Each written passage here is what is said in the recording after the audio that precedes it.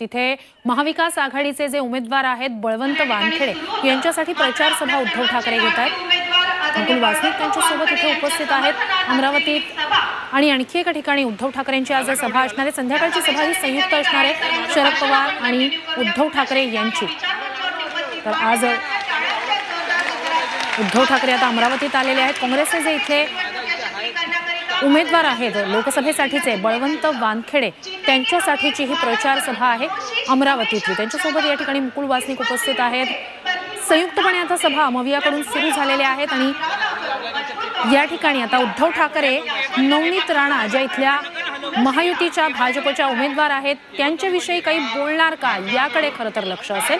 मात्र अमरावतीतली बळवंत वानखेडे यांच्या प्रचारासाठीची ही सभा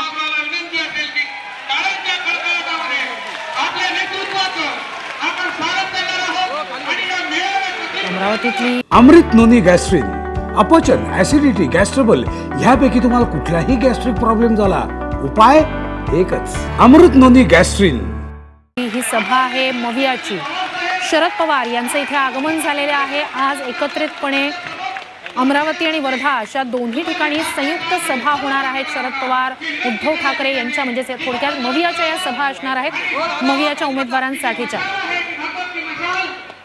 तर दोन दृश्य एकीकडे आपण मावळमधलं बारणेंचं शक्ती प्रदर्शन पाहतोय ते महायुतीचं शक्ती प्रदर्शन आहे।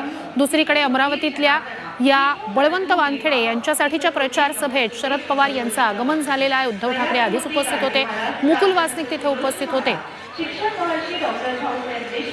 अमरावतीतला लढा हा तिरंगी असणार आहे मात्र मोठी चुरशीची लढत या ठिकाणी होईल असं दिसतंय कारण इथून प्रहारचाही उमेदवार रिंगणात आहे, वंचितचाही उमेदवार रिंगणात आहे। दुसरीकडे उद्धव ठाकरे शरद पवार यांची ही संयुक्त सभा आज वर्ध्यात सुद्धा ते मवियाच्या उमेदवाराच्या प्रचारासाठी सभा घेणार आहेत। तर मावळमधलं महायुतीचं हे शक्ती प्रदर्शन मावळच्या या रॅलीमध्ये स्वतः अजित पवार सुद्धा उपस्थित आहेत।